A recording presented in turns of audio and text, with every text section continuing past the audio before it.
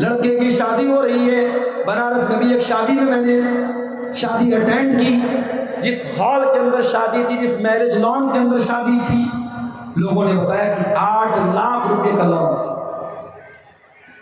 8 لاکھ روپیہ صرف اس جگہ کا کرایہ تھا جہاں پہ وہ شادی ہو رہی تھی، ولیمہ ہو رہا تھا، اور ولیمہ میں جو طرح طرح کے کھانے تھے 40 لاکھ روپے کا کھانا تھا۔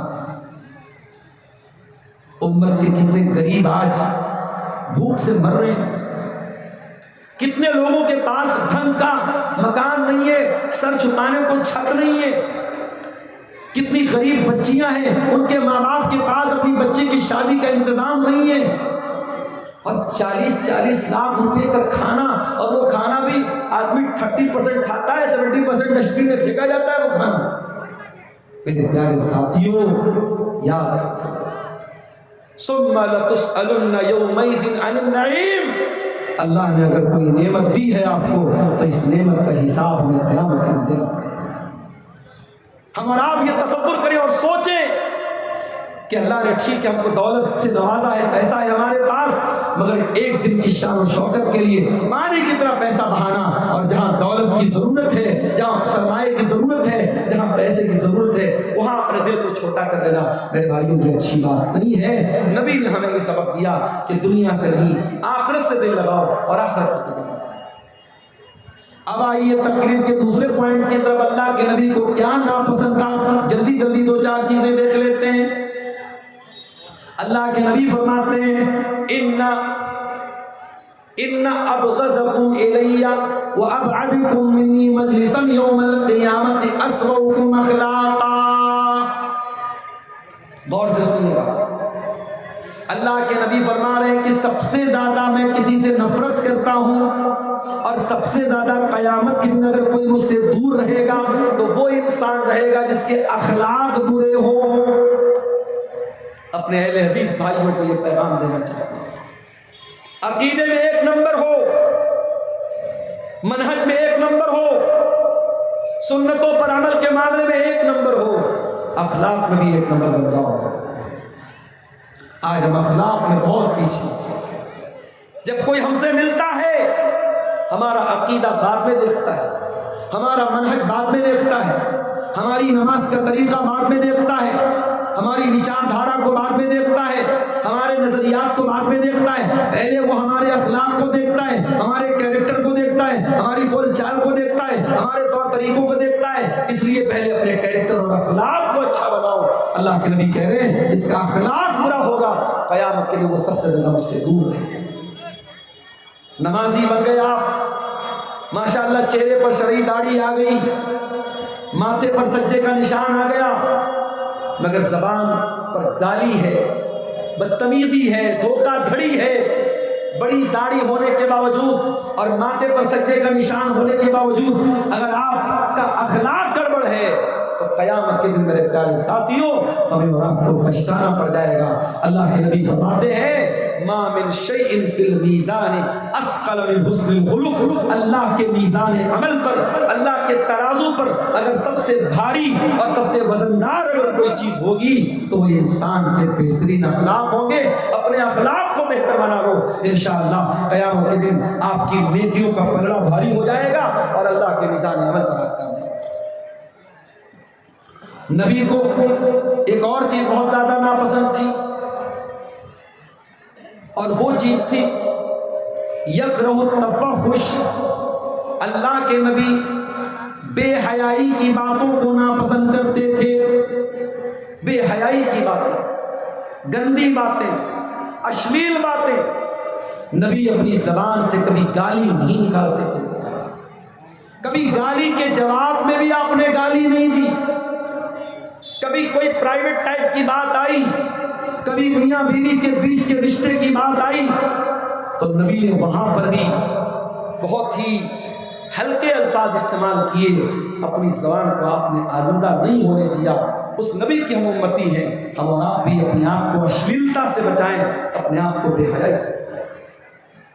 آج ہمارے نوجوانوں کا بہت بڑا مسئلہ یہی ہے، چاہے وہ نوجوان لڑکے ہو چاہے وہ لڑکیاں ہوں، آج حالات یہ ہیں 8-8 9-9 سال کے لڑکے اور لڑکے یہ سوشل میڈیا، یہ واٹس ایپ، یہ انسٹاگرام، یہ فیس بک، یہ یوٹیوب ہمارے نوجوانوں کو بے حیا بنا رہا ہے، اور ہماری جو نئی نسل تیار ہو رہی ہے یہ نئی نسل بے حیا بنا رہی ہے، یہ وقت کے پہلے بالغ ہو رہی ہے، یہ ٹائم کے پہلے ایڈلٹ ہو رہی ہے، اور یہ ہر اعتبار سے شرم و حیا سے دور ہو رہی ہے۔ میرے پیارے ساتھیوں، اللہ کے نبی نے فرمایا الحیاء والایمان قرنا جمیعا، حیا اور ایمان دونوں کا رشتہ چوری دامن کا رشتہ ہے، دونوں ایک دوسرے کے ساتھ جڑے ہوئے ہیں۔ جب حیا نکلتی ہے تو ایمان نکل جاتا ہے، جب ایمان نکلتا ہے پر دل میں پیدا ہو جائے گی۔ جس نبی کا آپ کلمہ پڑھتے ہیں وہ نبی قرآن سنا کرتے تھے، قرآن پڑھا کرتے تھے۔ بخاری کی روایت ہے، عبداللہ بن مسعود رضی اللہ تعالیٰ عنہ کے پیارے نبی صلی اللہ علیہ وسلم کے پاس آتے ہیں، اللہ کے نبی کہتے ہیں عبداللہ اقرأ علیہ القرآن، مجھے قرآن پڑھ کے سناؤ۔ حضرت عبداللہ نے کہا میں آپ کو قرآن پڑھ کے سناؤں؟ اے اللہ کے رسول، آپ کے اوپر تو قرآن اترا ہے، قرآن نازل ہوا ہے، میں آپ کو کیسے پڑھ کے سناؤں؟ آپ نے فرمایا اے عبداللہ میں دوسرے کے منہ سے سننا چاہتا ہوں۔ حضرت عبداللہ بن مسعود بہت پیارا قرآن پڑھتے تھے۔ ابھی دلی میں آل انڈیا اہل حدیث کانفرنس میں جو مدینہ کے امام آئے تھے شیخ عبداللہ البوائی جان، انہوں نے نماز پڑھائی دلی میں، اللہ کتنی پیاری آواز۔ اس وقت حرم کے جو نئے امام آئے ہیں مکے میں، رمضان کے لاسٹ میں گیا تو اتفاق سے ایک دن تراویح کی نماز میں نے ان کے پیچھے پڑھی، ان کا نام ہے شیخ بدر الترکی، اللہ کیا قرآن پڑھا۔ شیخ سعود الشریم کی کمی کو پورا کرنے کا کام کر رہے ہیں شیخ بدر الترکی، بہت ہی پیارا قرآن پڑھتے ہیں۔ آواز اچھی ہو، اور اچھی آواز میں کوئی قرآن پڑھے میرے بھائیوں تو انسان کا دل بیدار ہو جاتا ہے، انسان کی روح سرشار ہو جاتی ہے۔ عبداللہ بن مسعود بہت اچھا قرآن پڑھتے تھے۔ پیارے نبی نے فرمایا کہ اے عبداللہ اقرأ علیہ القرآن، مجھے قرآن پڑھ کے سناؤ۔ حضرت عبداللہ سورہ نساء کی تلاوت کرنے لگے، سورہ نساء کی تلاوت کر رہے ہیں اور اللہ کے نبی غور سے سن رہے ہیں۔ پڑھتے پڑھتے حضرت عبداللہ سورہ نساء کی آیت نمبر 31 کے اوپر پہنچے، فَكَيْفَ إِذَا جِئْنَا مِن كُلِّ أُمَّةٍ بِشَهِيدٍ، اے نبی اس وقت آپ کا کیا حال ہے جب ہر امت میں سے ہمیں گواہ لائیں گے، وَجِئْنَا بِكَ عَلَىٰ هَٰؤُلَاءِ شَهِيدًا، اور ہم آپ کے اوپر آپ کو گواہ لائیں۔ جب اس آیت پر پہنچے عبداللہ بن مسعود کہتے اللہ کے نبی نے فرمایا حسبک کلام، اے عبداللہ رک جاؤ، بس کرو۔ کہتے میں نے نظر اٹھا کے دیکھا، فَإِذَا عَيْنَاهُ تَذْرِفَانِ، اللہ کے پیارے نبی کی دونوں آنکھوں سے آنسو بہ رہے تھے، اللہ کے نبی رو رہے تھے۔ کیوں رو رہے تھے؟ ذمہ داری کا احساس تھا آپ کے کندھے پر، آپ کو اس بات کا احساس تھا کہ اتنی بڑی ذمہ داری میرے کندھے پر ڈالی جائے۔ معاف کرنا میرے بھائیوں، آج ہمارے اندر کمی ہے کسی چیز کی تو ذمہ داری کے احساس کی کرنا۔ جلسہ کرانے والوں سے کہنا چاہوں گا بہت اچھا کام کرتے ہیں آپ، کوئی جلسے کی کمیٹی کا صدر ہے، کوئی سیکریٹری ہے، کوئی خزانچی ہے۔ میں کئی پروگرام میں جاتا ہوں، لوگ بڑے فخر سے کہتے ہیں شیخ صاحب میں جلسے کا ناظم ہوں، میں جلسے کا صدر ہوں، میں مدرسے کا ناظم ہوں۔ لوگ فخر کرتے ہیں، لوگ ناز کرتے ہیں۔ میں کہتا ہوں میرے پیارے بھائیو، اللہ نے آپ کو ذمہ دار بنایا ہے، اس ذمہ داری پر فخر مت کیا کرو، اس ذمہ داری کو نبھانے کی کوشش کیا کرو۔ آپ کے اسی کٹیہار کے علاقے میں جلسہ ہو رہا ہے اور جلسے کا بہت بڑا گیٹ لگایا جا رہا ہے، اور ایک طرف مولانا جرجیت صاحب کی اور ایک طرف میری بڑی بڑی فوٹو اس گیٹ پر لگا کر کے پوری دنیا میں اس کو پبلش کیا جا رہا ہے۔ کیوں؟ لوگ تو ہم سے سوال کرتے ہیں، میرے پاس فیس بک پر، واٹس ایپ پر سینکڑوں لوگوں نے سوال کیا کہ آپ کیوں نہیں منع کرتے؟ آج گیٹ لگ رہا ہے، کل اسٹیچو بننا شروع ہو جائے۔ برائیاں اسی طریقے سے میرے بھائیوں، برائیاں جب شروع ہوتی ہیں نا بہت چھوٹی شکل میں ہوتی ہیں، پھر وہ دھیرے دھیرے انڈے دیتی ہیں بچے۔ پہلے آپ کے کٹیہار میں جلسے نہیں ہوتے تھے، پھر دھیرے دھیرے جلسوں کے پوسٹر میں، اشتہار میں فوٹو ڈالنے کا سسٹم آیا۔ مجھ سے لوگ فوٹو مانگتے ہیں، جلسہ کمیٹی کے لوگ، میں کہتا ہوں نہیں میں فوٹو نہیں دوں، مگر آج کے زمانے میں فوٹو حاصل کرنا کون سا مشکل کام ہے؟ آپ گوگل پہ عبدالغفار سلفی لکھیں بہت فوٹو آ جائیں گے آپ کے سامنے، فوٹو لے لیا لوگوں نے، لے کے پوسٹر پہ ڈال دیا۔ اب لوگ تو مجھ سے پوچھتے ہیں عبدالغفار صاحب آپ نے کیوں پرمیشن دی، کوئی جا؟ میں نے کہا بھائی میں منع کرتا ہوں، مگر یہ جلسے والے مانے تب تو۔ اور ابھی آپ کے اسی علاقے میں پروگرام ہونے والا ہے اور بڑے بڑے گیٹ پر قد آدم سائز کا ہمارا اور مولانا جرجیت صاحب کا فوٹو لگا دیا۔ اب صاحب وہ لوگ مجھ سے پوچھ رہے ہیں کہ آپ لوگ مولوی ہیں کہ نیتا ہیں؟ کیا ہے آپ؟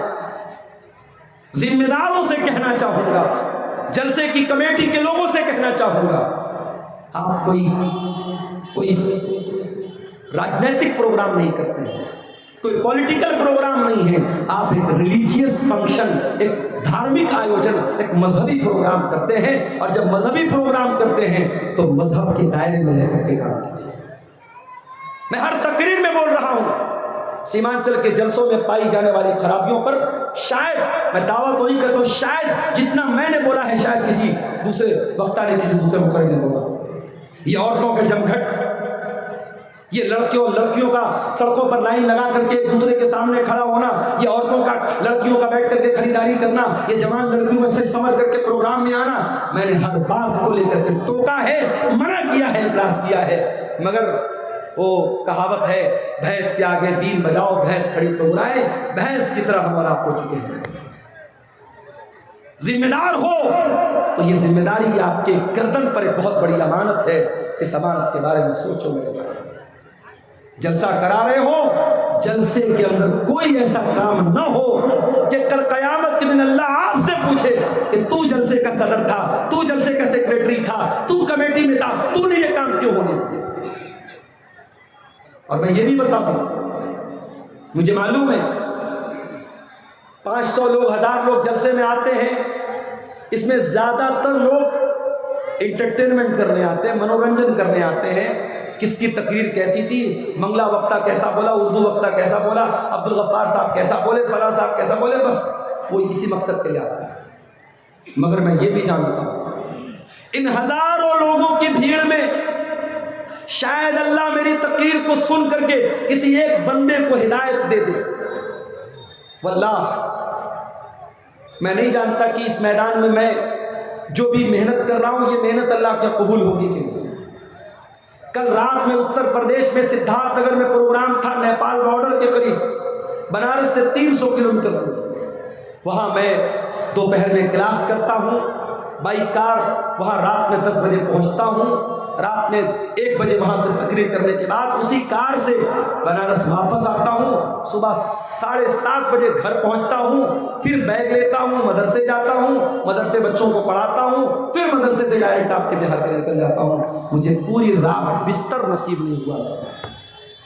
میں یہ نہیں کہتا کہ میں بہت قربانی دے رہا ہوں، لیکن جو محنت ہو رہی ہے ہمیں نہیں معلوم کہ اللہ اس کو قبول کرے گا، ہم تو دعا کر سکتے، امید کر سکتے ہیں، مگر واللہ بتا رہا ہوں جب کٹیہار میں، پورنیہ میں، ارریہ میں، کشن گنج میں کہیں پر بھی کوئی نوجوان ملتا ہے اور کہتا ہے شیخ صاحب آپ کی تقریر سنتے سنتے میں پہلے نماز نہیں پڑھتا تھا، نماز پڑھنے لگا، پہلے جوا کھیلتا تھا، جوا کھیلنا بند کر دیا، پہلے غلط لائن میں تھا، اس لائن میں نے چھوڑ دیا، ایسا لگتا ہے اے اللہ یہ راتوں کا جاگنا، یہ آرام قربان کرنا، یہ لمبے لمبے سفر کرنا، یہ اپنی جان کو خطرے پہ ڈال کر کوہرے کے موسم میں اتنے لمبے لمبے بائی روڈ سفر کرنا، اے اللہ شاید یہ سفر، یہ محنت اگر کسی ایک بے نمازی کے نمازی بننے سے اور کسی ایک غلط انسان کے صحیح راہ پہ آ جانے سے اگر یہ محنت تیری بارگاہ میں قبول ہو جائے تو شاید اسی کے بہانے ہمارا بیڑا پار۔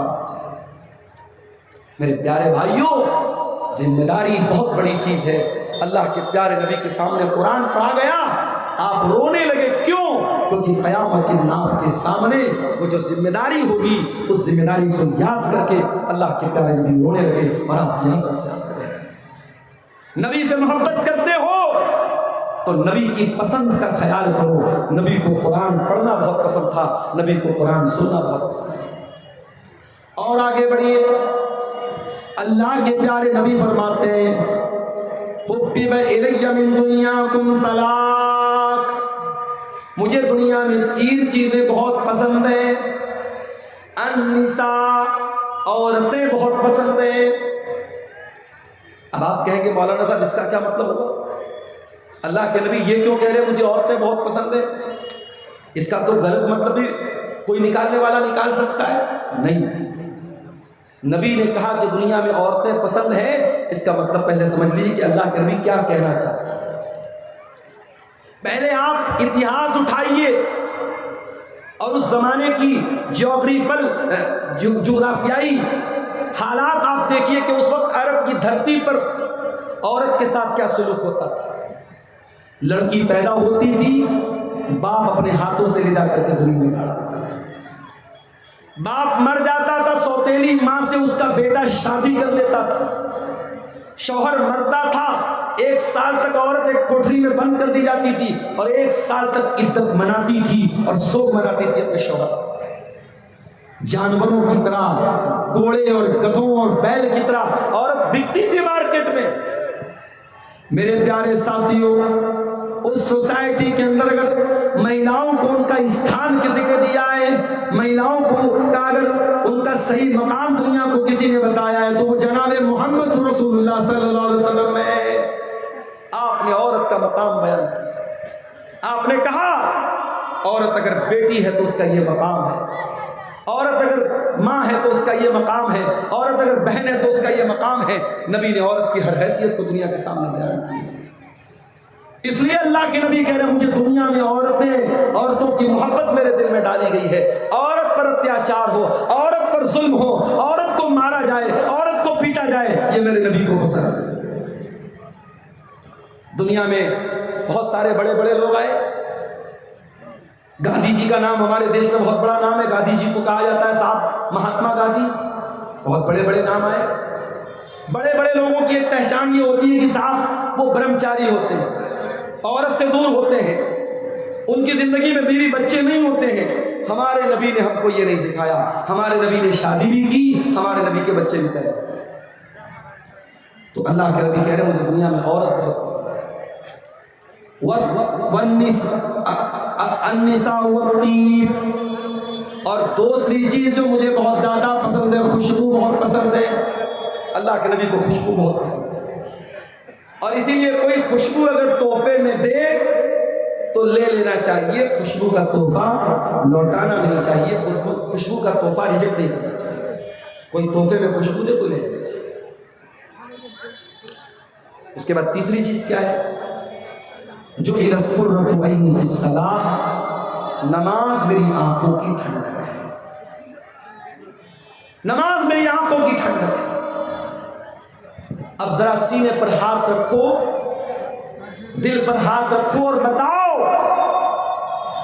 کل فجر، ظہر، عصر، مغرب، عشاء 4 ٹائم کی نماز میں سے آپ نے کتنے ٹائم کی نماز پڑھی ہے؟ آپ دل پر ہاتھ رکھیں۔ اگر آپ کو یہ لگتا ہے کہ نہیں مولوی صاحب میں بہت بڑا کاروباری ہوں، میں بہت بڑا بزنس مین ہوں، بہت بڑا ویاپاری ہوں، مجھے نماز پڑھنے کا ٹائم نہیں مل رہا تھا، تو معاف کریں، آپ کے کاروبار سے بڑھ کر کے نماز ہے، نماز سے بڑھ کر کے آپ کا کاروبار نہیں ہے۔ اللہ تعالیٰ قرآن کریم میں کہتا ہے میرے متقی بندے وہ ہیں، میرے پرہیزگار بندے وہ ہیں، رجال اللہ تلہیہم تجارت ولا بیع عن ذکر اللہ۔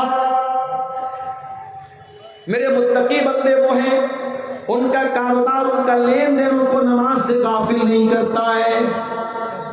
وہ نماز اپنے ٹائم پر پڑھتے ہیں، کاروبار کے باوجود، لین دین کے باوجود وہ نماز کے معاملے میں کبھی کوئی لاپرواہی نہیں کرتے۔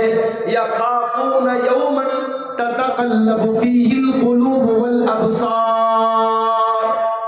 ان کے دل میں اللہ کا ڈر ہوتا ہے، ان کے دل میں قیامت کے دن کا ڈر ہوتا ہے۔ قیامت کے دن پہلا سوال یہ نہیں ہوگا کہ آپ کتنا پیسہ کماتے تھے، آپ کے بچے کتنے تھے، آپ کی بیوی کیسی تھی، آپ کا پریوار کیسا تھا۔ دنیا کا پہلا سوال قیامت کے دن کیا ہوگا؟ ان اول ما یحاسب به العبد یوم القیامۃ الصلاۃ، بندے سے پہلا سوال نماز کا ہے۔ نماز کے بغیر جنتی جنت میں نہیں جائے گا، اور بے نمازی اسی بے نمازی ہونے کی وجہ سے جہنم میں جائے گا۔ اللہ قرآن کے 29ویں پارے میں کہتا ہے جب جنتی جنت میں چلے جائیں گے، جہنمی جہنم میں چلے جائیں گے، جنتی جہنمیوں سے سوال کریں گے ما سلککم فی سقر، اے جہنمیوں تم جہنم میں کیوں آئے؟ تم نے کون سا ایسا گناہ کیا تو تم جہنم میں چلے آئے؟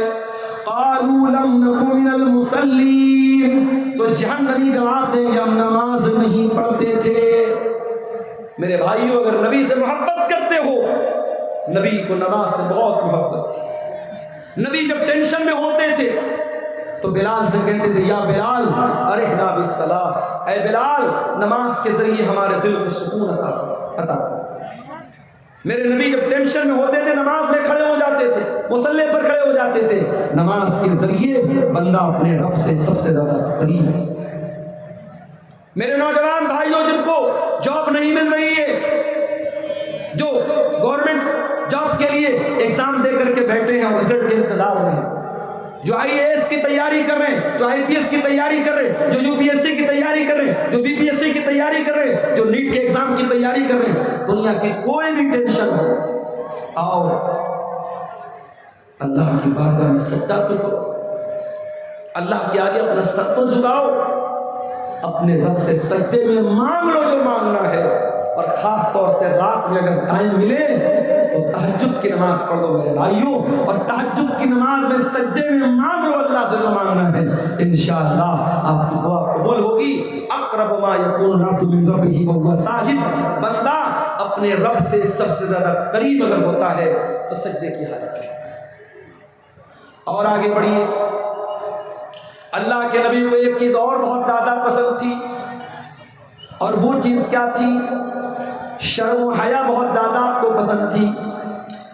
ایک مرتبہ ایک عورت آپ کے پاس آئی، عورت کا نام تھا فاطمہ بنت عقبہ، وہ بیعت لینے کے لیے آئی۔ اس نے آ کر کے پردے کے اس پار عورت ہے، اس پار اللہ کے نبی ہیں، وہ کہتی ہے اللہ کے نبی میں بیعت کرتی ہوں۔ نبی نے کہا بیعت کرو، کہتی ہے میں بیعت کرتی ہوں۔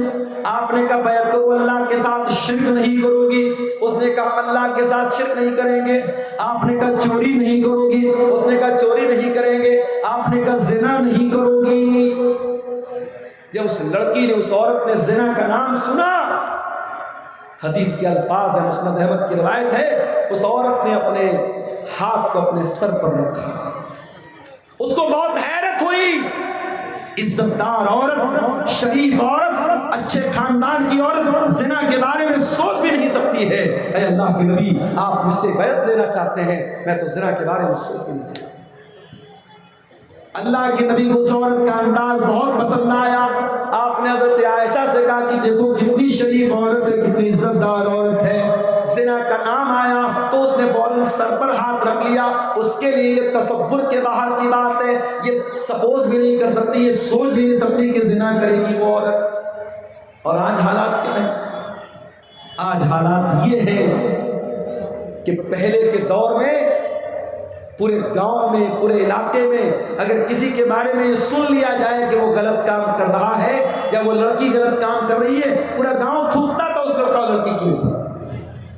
اور آج حالات یہ ہے میرے بھائی، حالات یہ ہے، گرل فرینڈ بوائے فرینڈ یہ کلچر عام ہوتا چلا جا رہا ہے، اور آج زنا کاری اور بدکاری کو پروموٹ کیا جا رہا ہے۔ آج ریلوے اسٹیشن پر چلے جاؤ، بڑے بڑے پارکوں میں چلے جاؤ، بڑے بڑے ہوٹلوں میں چلے جاؤ، مسلمان لڑکیاں، مسلمان لڑکے آپ کو اس لعنت میں، اس برائی میں، اس دلدل میں مبتلا نظر آئیں گے۔ زنا سے اپنے آپ کو بچاؤ بھائیو۔ اللہ کے نبی بے حیائی کو بہت زیادہ ناپسند کرتے تھے اور حیا کو بہت زیادہ پسند کرتے تھے۔ اور آگے بڑھیے، اللہ کے نبی کو ایک چیز اور بہت زیادہ پسند تھی، اور وہ چیز یہ تھی کہ اللہ کے پیارے نبی کبھی کسی کو نہ نہیں کرتے تھے، سخاوت بہت کرتے تھے اللہ، اور سخی تھے آپ، بہت پیسے والے تو نہیں تھے، بہت دولت والے تو نہیں تھے، مگر جتنا اللہ نے نوازا تھا آپ اللہ کی راہ میں خرچ کرتے تھے۔ اپنے انتقال سے ایک دن پہلے اللہ کے نبی نے اپنے سارے ہتھیار مسلمانوں کو دے دیے، جو بھی تیر تھے، تلوار تھے، سب مسلمانوں کو ہبہ کر دیے، دے دیے۔ آپ کے گھر میں 7 دینار رکھے ہوئے تھے، آپ نے ان 7 دیناروں کو صدقہ خیرات کر دیا، اپنے لیے کوئی زمین نہ اکٹھا کی، اپنے لیے کوئی جائیداد نہ بنائی، کوئی پراپرٹی نہ بنائی۔ ایک مرتبہ ایک صحابی نے آپ کے قیمتی چادر لا کے دے دی، اس وقت اللہ کے نبی کو اس چادر کی ضرورت بھی تھی اور آپ کو وہ چادر بہت پسند بھی تھی، آپ نے اس چادر کو اپنے بدن پہ اوڑھ لیا۔ ایک دوسرے صحابی آئے، کہنے لگے اللہ کے نبی اگر آپ برا نہ مانے تو یہ چادر مجھ کو دے دیں۔ صحابہ کرام کو بہت برا لگا کہ اللہ کے نبی کو اس چادر کی ضرورت بھی ہے اور اللہ کے نبی کو وہ چادر پسند بھی ہے، اور صحابی جانتے ہیں کہ اللہ کے نبی کسی کو نہ نہیں کرتے، پھر وہ چادر مانگ رہے ہیں۔ انہوں نے کہا اللہ کے نبی اگر آپ مجھے اپنی یہ چادر دے دیں تو بڑا اچھا ہوگا۔ نبی نے اپنے بدن کی وہ چادر اتاری اور صحابی کو دے دی۔ جیسے ہی نبی نے صحابی کو چادر دے دی، صحابی نے چادر کو چوم لیا، کہا اے اللہ کے نبی میں یہ چادر اوڑھنے کے لیے نہیں مانگ رہا تھا، میں یہ چادر پہننے کے لیے نہیں مانگ رہا تھا، چونکہ یہ چادر آپ نے اوڑھی ہے، آپ کی باڈی سے یہ چادر ٹچ ہوئی ہے، آپ کے بدن پر یہ چادر اوڑھی گئی ہے، میں چاہتا ہوں کہ جب میں انتقال کر جاؤں، جب میں دنیا سے چلا جاؤں، میرے کفن میں اس چادر کو استعمال کیا جائے، میرے کفن میں اس چادر کو یوز کیا جائے۔ مگر مسئلہ یاد رکھیے، نبی کے بدن کو اللہ تعالیٰ نے برکت والا بنایا اور نبی کے بدن سے تبرک حاصل صحابہ کرام کرتے تھے۔ اب کسی ایرے غیرے نتھو خیرے آج کے دور کے کسی عالم، کسی امام، کسی پیر، کسی بزرگ کو یہ ادھیکار نہیں ہے کہ اس کے بدن کو لوگ برکت والا سمجھیں اور اس کے بدن کا اترا ہوا کپڑا اس کو لوگ برکت والا سمجھ کے پہنے، اس کی اجازت نہیں ہے۔ یہ چیز نبی کے ساتھ خاص تھی، صحابہ کے ساتھ خاص تھی۔ صحابہ نبی کے بدن کو برکت والا سمجھتے تھے اور نبی نے ان کو منع بھی نہیں کیا، بعد میں کسی کے انسان کے لیے اس کی پرمیشن نہیں دی۔ تو نبی کو کنجوس لوگ پسند نہیں تھے۔ ایک صحابی اللہ کے نبی کے پاس آئے، بہت میلا کچیلا کپڑا پہنے ہوئے تھے، بڑا پھٹا پرانا کپڑا پہنے ہوئے تھے۔ آپ نے پوچھا اللہ کا من مال، کیا تیرے پاس مال و دولت ہے، پیسہ ہے، روپیہ ہے؟ کہا اللہ کے نبی بہت پیسہ ہے، اتنے اونٹ ہیں، اتنے گائے، اتنے بیل، اتنے بکریاں ہیں۔ آپ نے فرمایا جب اتنے پیسے والا تو ہے تو یہ پھٹا پرانا کپڑا کیوں پہن کے آیا ہے؟ اے میرے صحابی، جب اللہ تعالیٰ تم کو کوئی نعمت دیتا ہے تو اللہ تعالیٰ یہ چاہتا ہے کہ وہ نعمت تمہارے بدن پہ نظر آئے۔ کچھ لوگوں کو میں نے دیکھا سرکاری نوکری کر رہے ہیں، مدرسے میں، اسکول میں، 50,000 60,000 روپیہ مہینہ تنخواہ ہے، مگر ان کی نیت میں اتنی کنجوسی ہے 10 روپے کی چائے پلانا بھی ان کے لیے بہت مشکل ہے۔ اور وہ چاہے تو کار خرید سکتے ہیں مگر وہ اپنے گھر سے مدرسہ یا اسکول سائیکل چلا کے جاتے ہیں۔ یعنی ایک انسان 5,000 روپیہ مہینہ کما رہا ہے، اس کے مقابلے میں یہ 50-60,000 روپے مہینہ کما رہا ہے۔ اس کا لائف اسٹائل اور اچھا ہونا چاہیے مگر یہ اور کنجوس ہوتا چلا جاتا ہے۔ یاد رکھو میرے بھائی، اگر اللہ تعالیٰ آپ کو نعمت دیتا ہے، اگر اللہ نے آپ کو دولت والا بنایا ہے تو آپ کی ویش بھوشا سے، آپ کے کپڑے سے، آپ کی ڈریس سے یہ پتہ لگنا چاہیے کہ ہاں اللہ نے آپ کو نوازا ہے۔ یہ اسلام میں کوئی اچھی چیز نہیں ہے کہ آپ پیسے والے ہیں اور پھٹا پرانا میلا کچیلا کپڑا پہنے، اس بات کی اسلام کے اندر اللہ کے نبی نے اس کو پسند نہیں کیا ہے۔ نبی نے پسند کیا کیا ہے؟ جب اللہ تعالیٰ نے آپ کو کوئی نعمت دی ہے تو وہ نعمت آپ کے اوپر نظر آنا چاہیے۔ اسی طریقے سے میرے بھائیوں، اللہ کے نبی کو ایک چیز اور بہت زیادہ پسند تھی اور وہ چیز یہ تھی کہ آپ آخرت کی نعمتوں کو پانا چاہتے تھے اور دنیا کی نعمتوں سے بس ضرورت بھر آپ فائدہ اٹھاتے تھے، دنیا سے آپ دل نہ لگاتے تھے، دنیا سے بہت زیادہ آپ رشتہ نہیں جوڑتے تھے۔ اس کی 2-3 مثالیں آپ کے سامنے بیان کر دیتا ہوں۔ اللہ کے پیارے نبی کے پاس ایک مرتبہ صحابہ کرام آتے ہیں، چٹائی پر اللہ کے نبی لیٹے ہوئے اور چٹائی کے نشان آپ کے باڈی کے اوپر، آپ کے شریر کے اوپر پڑے ہوئے ہیں۔ صحابہ کرام اپنے نبی کی یہ حالت دیکھ کر کے تڑپ جاتے ہیں۔ صحابہ کرام کہتے لو اتخذنا لک بیتان یا رسول اللہ، اے اللہ کے نبی آپ ہم کو اجازت دے دیں، ہم آپ کے لیے آرام دہ گدے کا انتظام کر دیں، بستر کا انتظام کر دیں۔ آپ نے فرمایا مالی ولی دنیا، میرا دنیا سے کیا لینا دینا ہے؟ ما انا الا کراکب استظل تحت شجرۃ ثم راح فترکها۔ اے میرے صحابہ، میں تو دنیا میں اس مسافر کی طرح ہوں جو سفر پہ نکلا ہے اور کسی پیڑ کی چھاؤں میں آرام کر رہا ہے، اور تھوڑی دیر وہ آرام کرتا ہے پھر اپنی منزل کی طرف چلا جاتا ہے۔ اے میرے صحابہ، یہ دنیا میرے لیے وقتی آرام کرنے کی جگہ ہے، یہ دنیا میری منزل نہیں ہے، یہ میری آرام کرنے کی جگہ ہے، یہ میرا آخری ٹھکانہ نہیں ہے۔ یہ اللہ کے نبی کا مزاج تھا، یہ اللہ کے نبی کی پسند تھی۔ اور آگے بڑھیے، ایک مرتبہ حضرت عمر آتے ہیں اللہ کے نبی کے کمرے میں۔ نبی کا کمرہ ہے، ایک چٹائی بچھی ہوئی ہے، ایک لکڑی کا پیالہ رکھا ہوا ہے، کنارے تھوڑی سی جو رکھی ہوئی ہے، ایک چمڑے کا تھیلا ہے جس میں پانی بھرا ہوا ہے۔ یہی نبی کا پورا کمرہ ہے اور یہی نبی کی کل کائنات۔ کوئی فرنیچر نہیں، کوئی مسیری نہیں، کوئی گدا نہیں، کوئی نرم و نازک تکیہ نہیں، نبی کے کمرے میں یہ چھوٹی چھوٹی چیزیں۔ حضرت عمر فاروق کی آنکھوں میں آنسو آ جاتے ہیں، رونے لگتے ہیں اور کہتے ہیں اللہ کے نبی، قیصر و کسریٰ تو اپنے اپنے محلوں میں آرام سے رہتے ہیں، آپ تو اللہ کے آخری نبی ہیں، آپ ہم سب کے چہتے ہیں، ہم سب کے محبوب ہیں، اور آپ ایسی زندگی گزر کر رہے ہیں۔ اے اللہ کے نبی، ہم ایسا ہوتے ہوئے نہیں دیکھ سکتے، یہ ہم کو ٹھیک نہیں لگ رہا، یہ ہم کو مناسب نہیں لگ رہا۔ بادشاہ، دنیا کے بادشاہوں کی آپ کے سامنے کیا اوقات ہے؟ قیصر و کسریٰ تو اپنے محلوں میں آرام سے رہتے ہیں اور آپ ایسی معمولی چٹائی پر لیٹتے ہیں اور ایسی سمپل زندگی آپ گزرتے ہیں۔ آپ نے فرمایا اے عمر، اما ترضا ان تکون لہم الدنیا، اے عمر کیا تم یہ نہیں چاہو گے کہ قیصر و کسریٰ کو دنیا کا عیش و آرام مل جائے، دنیا کی نعمتیں مل جائیں، وتکون لنا الآخرہ، اور تمہارے نبی کو اللہ تعالیٰ آخرت کی نعمتوں سے نواز دے۔ اے عمر، تمہارا نبی دنیا بنانے کے لیے نہیں آیا، تمہارا نبی آخرت بنانے کے لیے آیا۔ میرے بھائیوں، اسی نبی کا کلمہ ہم اور آپ پڑھتے ہیں۔ ہم اور آپ غور کریں، 24 گھنٹے کو ہم ڈیوائیڈ کریں کہ 24 گھنٹے میں کتنے گھنٹے ہم دنیا کو دیتے ہیں اور کتنے گھنٹے آخرت کو۔ رات میں بستر پہ سونے جاؤ تو سوچو، بچوں کے لیے یہ زمین بنا دیا، یہ جائیداد بنا دیا، یہ کر دیا، وہ کر دیا، بینک میں اتنا بیلنس بنا دیا، اتنا پیسہ بیوی کو دے دیا، اتنا پیسہ بچوں کے لیے بنا دیا۔ قبر کی زندگی کے لیے آپ نے کیا کیا؟ آخرت کی زندگی کے لیے آپ نے کیا کیا؟ قیامت کے دن کو اللہ کی بارگاہ میں جواب دینے کے لیے آپ نے کیا تیاری کر کے رکھی؟ اسی لیے اللہ قرآن میں کہتا ہے یا ایھا الذین آمنوا اتقوا اللہ ولتنظر نفس ما قدمت لغد واتقوا اللہ، اے ایمان والو اللہ سے ڈرو اور ہر انسان غور کرے کہ اس نے کل کے لیے کیا تیاری کی ہے۔ کل کے لیے آپ کے پاس کیا پلان ہے؟ آخرت کے لیے آپ کے پاس کیا پلان ہے؟ قبر کی زندگی کے لیے آپ کے پاس کیا پلان ہے؟